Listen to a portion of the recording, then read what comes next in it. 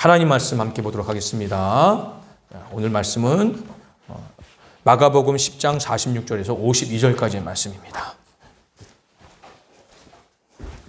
자, 한 구절씩 교독하겠습니다. 그들이 여리고에 이르렀더니 예수께서 제자들과 헛된 무리와 함께 여리고에 나가실 때에 디메오의 아들인 맹인거지 바디메오가 길가에 앉았다가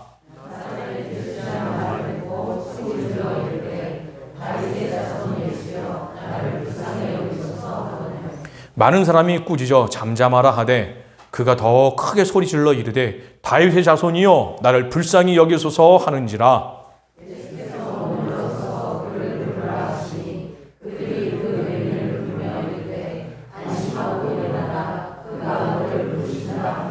맹인이 겉옷을 내버리고 뛰어 일어나 예수께 나아오거늘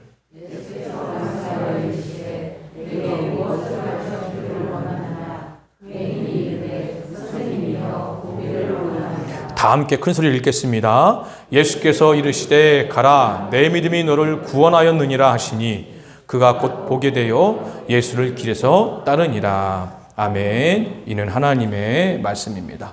오늘은 좀 내려와서 함께 PPT를 보면서 설교를 하려고 합니다.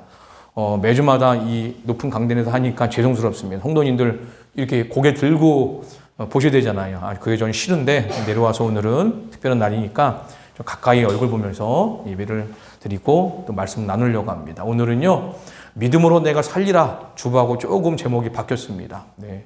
이번 보고 하니까 이 제목이 멋있더라고요. 믿음으로 내가 살리라 라는 제목을 가지고 오늘 말씀을 나누겠습니다. 오늘 우리가 본문 읽었던 내용 기억나십니까? 예수님께서 여리고에서 맹인 거지인 바디메오를 치유하는 그런 말씀입니다. 자, 그러면 오늘 이 말씀을 통해서 우리가 어떤 교훈을 얻어야 될까?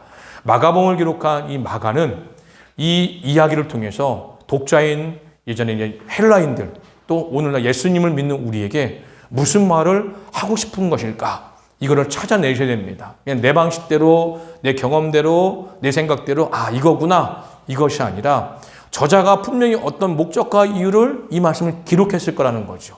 그거를 찾아내는 것이 우리가 해야 할 일이고 또 찾아낸다고 한다면 그 찾아낸 그 결과를 통해서 나의 삶에 어떻게 적용할 것인가 이거는 우리 성도님들의 몫입니다. 그러니까 이 모든 과정이 내 힘으로 되는 게 아니에요. 누가 하시는 거냐? 예수 그리스도를 믿음으로 내 안에 계시는 성령님께서 우리 안에서 하신 일입니다. 자, 오늘도 사모하는 마음을 가지고 함께 말씀 나눠보겠습니다. 자, 오늘은요 우리가 만날 사람이 있습니다. 누구죠? 바디메오입니다. 자, 바디메오 이름이 낯설죠. 자, 이름의 뜻을 한번 보면 이렇습니다. 바디메오는요 성경에 보았듯이 디메오의 아들입니다.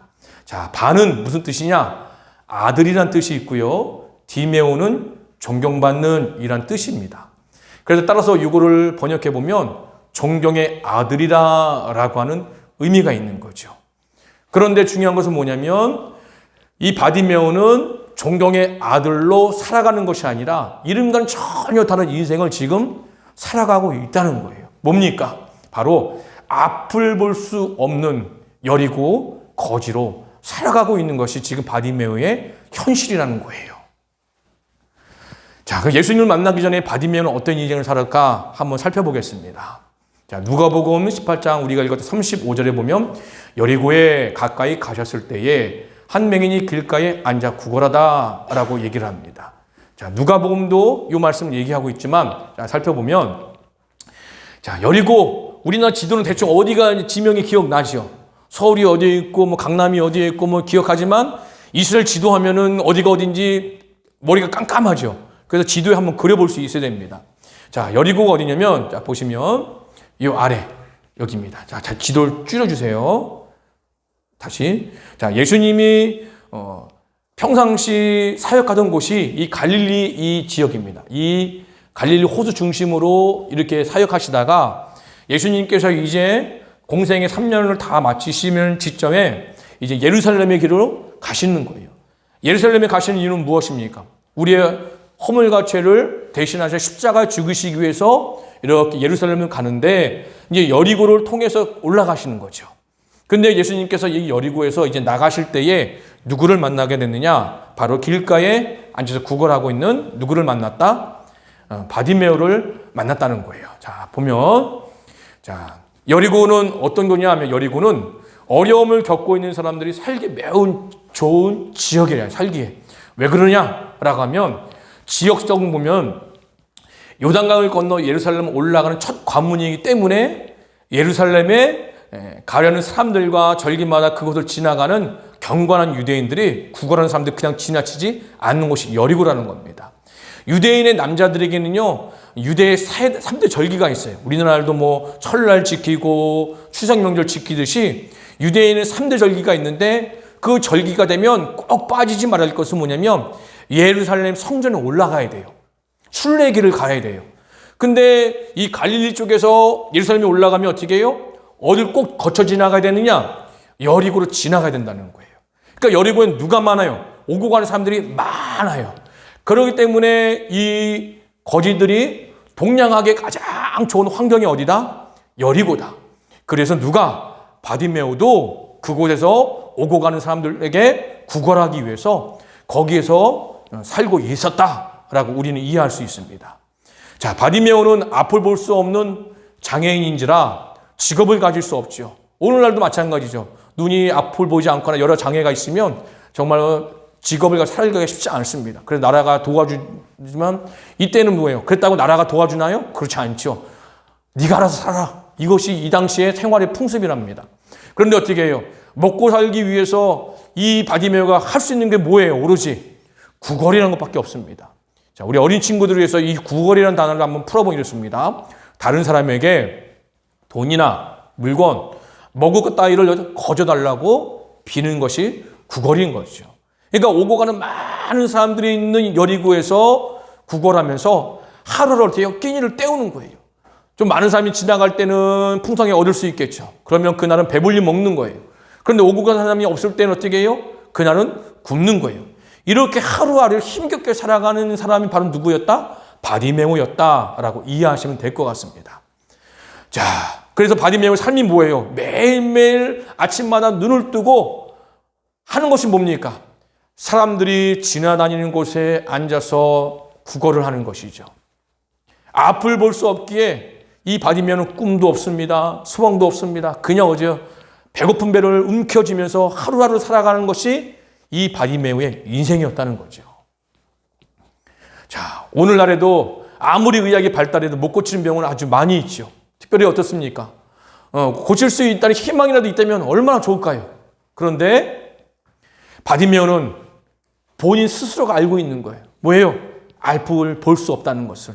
오늘 성경에 보면은 날 때부터 앞을 볼 수 없었는지 또 중간에 다쳐갖고 앞을 볼 수 없는지 명확하게 얘기하지는 않습니다. 그런데 지금 현실은 뭐예요? 이제 내가 눈을 볼 수가 없으니 죽을 때까지 앞을 볼 수 없다. 아무리 의학이 발달, 오늘날도 힘든 이 병인데 이런 마음을 가지고 있는 거죠. 그런데 구걸하다가 오고 가는 사람들에게 여러 가지 소문을 듣습니다. 그 중에 어떤 이야기를 들을까요? 예수님의 이야기도 있었다는 거죠. 예수님이 어떤 소문을 들었을까요? 여러 말씀 살펴보면 아픈 사람, 병든 사람, 뭐 어떻게 해요? 고칠 능력이 있다는 것이었습니다. 안진뱅이, 중풍병자, 열병 환자, 귀신 들린 자, 그뿐 아니라 죽은 사람까지 살렸다는 이 소문이 바디메오의 귀에까지 들렸다는 거죠.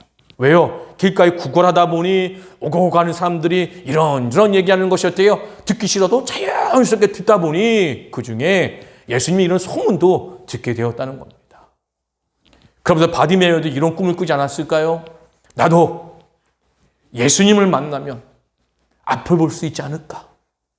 중풍병자 나았다고 하는데, 안진뱅이에 일어났다고 하는데, 나도 예수님을 만나면 내 앞을 보지 못한 이 눈을 고칠 수 있지 않을까?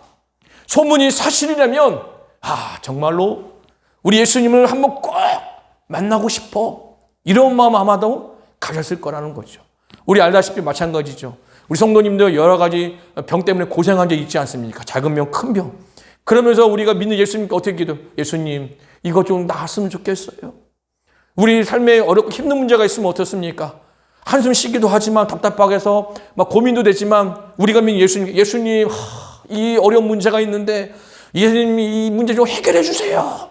이런 마음 간절히 들지 않겠습니까? 마찬가지예요. 우리 바디메오도 예수님의 소문을 들으면서 예수님 꼭 한번 만났으면 좋겠다. 만나서 내 눈이 좀 났으면 좋겠다. 이런 간절한 소망을 가지게 됐을 거라 우리는 추측해 볼 수 있습니다. 그런 바디메오가 성경에 보니까 오늘도 변함없이 어떻게 해요? 여리고의 길가에 앉아서 구걸을 하고 있습니다. 그런데 다른 날과 좀 달라요. 어렵습니까? 아주 시끌벅적 소리가 들렸다는 거예요. 자, 46절에 보면 이렇게 말합니다. 예수께서 제자들과 허다한 무리와 함께 여리고에 나가실 때에 예수님은 그저 12 제자들만 이렇게 거느리고 지나가는 것이 아니라 예수님을 따르는 많은 무들이 어떻게 해요? 우르르 몰려가니 보통 시끄럽겠습니까? 그러니 자연스럽게 바디메오는 지금의 이 분위기를 어떻게 해요? 충분히 어떤 상황인지 짐작할 수 있을 거다 우리는 이해할 수 있습니다.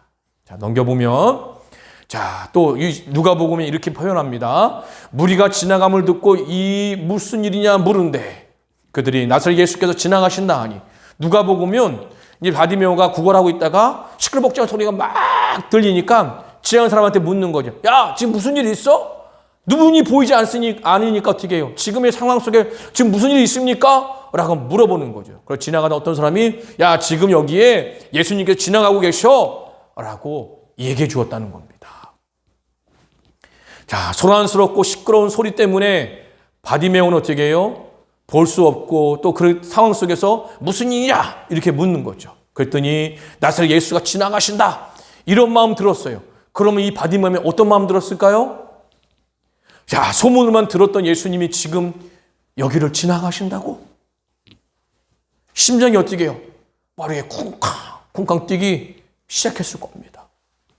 한번 꼭 만나가고 싶었던 예수님이 지금 이곳을 지나간다는데 그냥 가만히 앉아있을 사람이 누가 있겠어요? 어떻게든지 이번에 기회를 어떻게 해요? 꼭 잡고 싶겠죠. 그 마음속에 소망하던 예수님, 만나면 내가 병을 고치지 않을까라고 하는 희망의 불꽃을 활활 타오르게 만든 그 예수님이 지금 이 앞으로 지나간다고 하는데 구걸이 중요한 게 아니죠. 내가 오늘 굶는 한이 있더라도 내가 무슨 한이 있더라도 누구로 예수님을 꼭 만나야 합니다. 이런 마음을 가지고 어떻게 해요? 예수님을 만나고 싶은 마음이 들었을 거라는 거죠. 자, 넘겨보면 자, 근데 어떻게 했습니까? 자, 47절 한번 크게 읽어볼까요? 시작. 나사렛 예수 지난 말을 듣고 소리질러 이르되 다윗의 자손 예수여 나를 불쌍히 여기소서 하거늘 48절까지 읽어봅니다. 시작. 많은 사람이 꾸짖어 잠잠하라 하되 그가 더욱 크게 소리질러 이르되 다윗의 자손이여 나를 불쌍히 여기소서 하는지라 이런 말씀하고 있습니다. 자, 넘겨보면 자, 이겁니다. 앞을 볼 수 없는 이 바디메오가 할 수 있는 유일한 것이 뭐예요? 바로 소리 지르는 거죠. 예수님이 왼쪽에서 오른쪽으로 가시는지 오른쪽에서 왼쪽으로 가시는지 저 멀리 떨어져 있는지 내 앞으로 지나가시는지 또 그 많은 군중들 사이에서 누가 예수님인지 눈이 멀쩡해서 찾기 힘든데 바디메오는 지금 뭐예요? 앞을 볼 수 없기 때문에 예수님이 누구고 이 많은 무리들의 예수님이 어떻게 찾을 수 있어요? 그래서 바디메오가 유일하게 할 수 있는 것은 뭐예요? 내 소리로 소리 지르는 거예요. 뭡니까? 다윗의 자손 예수여 나를 불쌍히 여기소서 이렇게 외치는 거죠. 성경을 어떻게 해요? 단 2번만 얘기해요. 한 번 얘기하고 사람들이 야 시끄러 조용해 하니까 더 크게 지르죠. 그런데 2번만 질렀겠습니까? 예수님이 내 목소리 들을 정도로 계속 들려요. 이런 거죠. 우리 성도님들이 어려운 위기에 처해 있다고 생각해 보세요. 뭐 물에 빠졌다. 위험에 처했다. 그러면 살려주세요. 한 번 하고 가만히 있겠을까요? 아니겠죠. 어떻게 하겠습니까? 누가 내 목소리 들을 때까지 있는 힘을 다해서 살려주세요! 살려주세요! 라고 외칠 거란 말이죠. 마찬가지로 바디메오도 어떻습니까? 예수님이 내 목소리 듣고 나를 만나 주실 때까지 계속해서 어떻게 해요? 소리 질러서 어떻게 해요? 나사렛 예수여, 다윗의 자손 예수여, 나를 불쌍히 여겨주세요. 예수님, 예수님 하고 큰 소리로 질렀을 거란 말이죠. 그런데 문제가 있었습니다. 문제가 뭐냐? 이 주변의 사람들이 예수님만 있는 것이 아니라 여러 사람이 있으니까 이 바디메오의 소리가 어떻게 해요? 짜증나고 시끄러운 거예요. 그래서 뭐예요? 주변의 사람들이 뭐라고 해요? 야 시끄러워! 그러니까 좀 조용히 해! 라고 막 잔소리를 하는 거죠. 그러면 어떻게 해요? 움츠러들만도 하지 않습니까? 야, 이러다가 내가 오늘 구걸도 못하는 거 아니야? 한 푼, 두 푼 주는 것 못 얻으면 어떡하지? 걱정할 만도 하지요. 그런데 바디메오는 지금 아무것도 안 보여요. 뭐만 보여요? 예수님만 보여요. 예수님만. 앞은 볼 수 없지만 그의 영혼은 예수님만 보여요. 그래서 어떡합니까? 주변이 아무리 방해를 하고 시끄럽다고 잔소리를 쌓고 꾸중을 하더라도 바디메오는 어떻습니까? 더 큰 소리로 예수님을 부릅니다. 예수님, 예수님, 저를 불쌍히 여겨주세요. 예수님, 예수님, 더 큰 소리로 예수님이 귀에 내 목소리가 들릴 정도로 더 큰 소리를 지르고 있는 거예요. 많은 사람들 속에서 어디에 있는지는 모르는 예수님을 찾으며 사람들이 뭐라고 하든지 말든지 상관없이 만나고 싶었던 예수님 향해 계속 어떻게 해요? 바디메오는 소리치는 겁니다. 어떻게 해요? 예수님, 예수님, 예수님. 우리도 마찬가지죠. 예수님 향해서 문제가 해결받고 싶습니까? 마음이 답답하고 어지럽습니까? 그러면 어떻게 해요? 예수님을 힘주어서 부르짖어 보세요. 우리도 마찬가지잖아요. 우리 살아가면서 우리가 소중히 여기는 물질을 좀 더 얻기 위해서는 쉼 없이 열심히 부지런히 살아가고 있지 않습니까? 그러면 우리 영혼의 문제, 우리의 능력과 힘으로 해결할 수 없는 문제가 있을 때는 어떻게 돼요? 우리가 믿는 예수님을 향해서 예수님, 예수님 하면 큰 소리로 부르짖어야 될 거 아니겠습니까? 그런데 너무 어떻게 점잖으세요. 점잖으세요. 이제 그러시면 안 돼요. 바디메오처럼 어떻게 해요? 예수님 나를 만나줄 때까지, 예수님께 내 목소리에 응답해 줄 때까지 내가 있는 그곳에서 누가 뭐라 하든 예수님 찾으시는 그런 믿음이 있어야 된다는 겁니다. 자, 넘겨보면, 자, 어땠을까요? 예수님 바디메오의 소리를 들으셨을까요? 그렇게 크게 부르짖는데 아마 목이 다셨을 것 같아요. 아마도 이 시끌벅적고 막 그런 상황 속에도 예수님은 자신을 부르는 이 소리를 분명히 들으셨을 겁니다. 자, 49절 이거 들으셨어요? 자, 어떻게 합니까? 49절 읽어보겠습니다. 시작. 예수께서 몸으로 서서 그를 부르라 하시니 라고 해요. 예수님께서요, 여리고로 나가시다가 많은 무리에 들려서서 나가고 있는데 예수님, 예수님 소리 들으니까 어때요? 가던 길 딱 멈춰서서 주변에 누군가에게 어떻게 해요? 나를 지금 부르고 있는 그 사람을 이리 데려오라 라고 말씀하고 있는 거죠. 그랬더니 어떻게 합니까? 예수님께서는 바디메오의 큰 소리를 듣고는 발걸음을 멈추고 그를 부르셨습니다. 또 사람들의 손에 이끌려 예수님 옆에 서게 된 거죠. 바디메오가. 수많은 사람들 속에서 내 목소리를 들으시고 예수님이 어떻게 해요? 지금 나를 부르신다는 거예요. 자, 그랬던 바디메오 어떻게 달려갑니까? 50절 보니까 맹인이 겉옷을 내버리고 뛰어 일어나 예수께 나아갔다라고 말합니다. 자, 제가 이 굵은 옷으로 겉옷을 내버리고 표현하고 있잖아요. 이 겉옷이 얼마나 중요한지 한번 살펴보겠습니다. 자, 이 겉옷은 어떤 의미가 있느냐? 출애굽기 22장 26절 27절 말씀에 보니까 이런 말씀이 있습니다. 내가 만일 이웃의 옷을 전당 잡거든 할 때 이 옷은 겉옷입니다. 해가 지기 전에 그에게 돌려보내라. 그것이 유일한 옷이라. 그것이 그의 알몸을 가릴 옷인즉 그가 무엇을 입고 자겠느냐? 그가 내게 부르짖으면 내가 들으리니 나는 자비로운 자함이라 라고 말합니다. 한 구절 더 보겠습니다. 신명기 24장 12절 13절 말씀해 보면 그가 가난한 자이면 너는 그의 전당물을 가지고 자지 말고 해가 질 때 그 전당물을 반드시 그에게 돌려줄 것이라. 그리하면 그가 그 옷을 입고 라고 말합니다. 그러니까 겉옷은 뭐냐면 어느 누군가에게 내가 아무것도 없어 돈을 빌리고 싶어요. 그러면 이 겉옷을 전당물로 맡기고 돈을 빌릴 수 있는 거예요. 가난한 자들이. 그러니까 전당물은, 그러니까 겉옷은 뭐냐? 유일하게 가난한 자들이 가지고 있는 유일한 자산인 거죠. 자, 보면 넘겨보겠습니다. 자, 겉옷은 바디메오의 유일한 뭐예요? 자산이에요, 자산. 이 구걸하여 얻은 돈이 없을 경우 겉옷을 맡기고 돈을 빌릴 수 있는 유일한 담보물, 전당물이 뭐예요? 겉옷이라는 거예요. 근데 그 겉옷을 어떻게 해요? 누군가에게 다 소중한 거죠. 아끼는 거예요. 그런데 바디메오는 어떻습니까? 그 겉옷까지 내팽개치고 예수님을 달려갔다는 거죠. 또한 겉옷은 뭡니까? 밤의 추위를 막아주는 생명과 같은 소중한 것이에요. 그러니까 율법에 가난한 자들의 옷을 담보로 받고 돈을 빌려줬다면 돈을 갚지 못하더라도 그 옷을 돌려주라는 거예요. 왜요? 추운 밤에 그것이 없으면 잘 수가 없으니까 죽을 수 있다. 생명과 같으니까 돌려주라는 것입니다. 그런데 어떻게 해요? 그 소중한 겉옷이 지금 예수님을 만나는데 방해가 되기 때문에 그것 또한 내팽개치고 벌떡 일어나 예수를 향해 지금 바디메오는 나아가고 있는 거죠. 그렇게 예수님 앞에 서게 된 바디메오에게 예수님은 묻습니다. 다 같이 읽어볼까요? 시작. 내게 무엇하여 주기를 원하느냐. 이 예수님의 음성은 오늘 우리에게도 말씀하시는 겁니다. 우리 성도님들이 마음을 다해 힘을 다해 간절한 마음을 가지고 내 인생의 어려운 문제를 주님 앞에 가지고 나가서 예수님, 예수님, 예수님 이렇게 부르짖으면 예수님이 우리의 목소리를 듣고 내게 무엇하여 주기를 원하느냐 라고 묻고 계신다는 겁니다. 이 말을 들은 바디메오는 뭐라고 합니까? 자, 다음 넘겨보겠습니다. 자, 내게 무엇하여 주기를 원하느냐라고 할 때 뭐라고 하죠? 보기를 원하나이다 라고 얘기를 합니다. 넘겨보면 지금까지 앞을 볼 수 있다는 생각은 꿈도 꾸지 못했었죠. 그래서 희망도 소망도 없이 그저 하루하루를 살아가고 있는데 예수님 앞에서는 지금 이제 볼 수 있구나 하는 큰 소망이 생겼습니다. 그리고 예수님께 이렇게 말하는 거죠. 보기를 원합니다. 자신이 가장 필요한 게 뭐예요? 앞을 보는 거. 눈이 멀어도 돈만 많으면 먹고 살 수 있잖아요. 돈도 원한 것도 아니에요.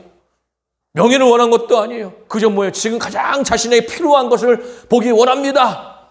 이렇게 얘기했더니 아무것도 볼 수 없던 바디메오는 다시 뭐예요? 하늘도, 사람도, 꽃도, 나무도, 그리고 내 앞에 계신 예수님을 보고 싶은 것이죠.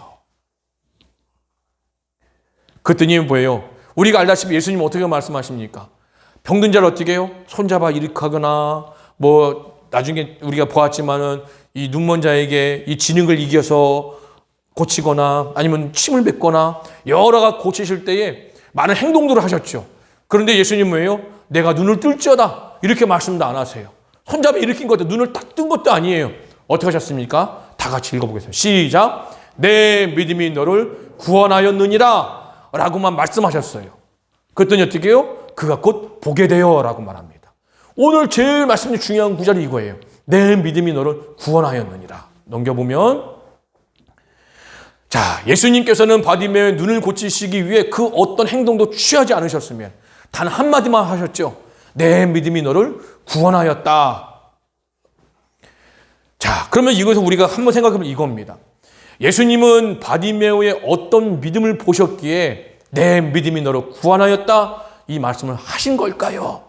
라고 묵상하면 두 가지의 이 말씀의 뜻을 제가 찾아냈습니다. 자, 첫 번째는 뭘까? 다 같이 읽어보겠습니다. 시작.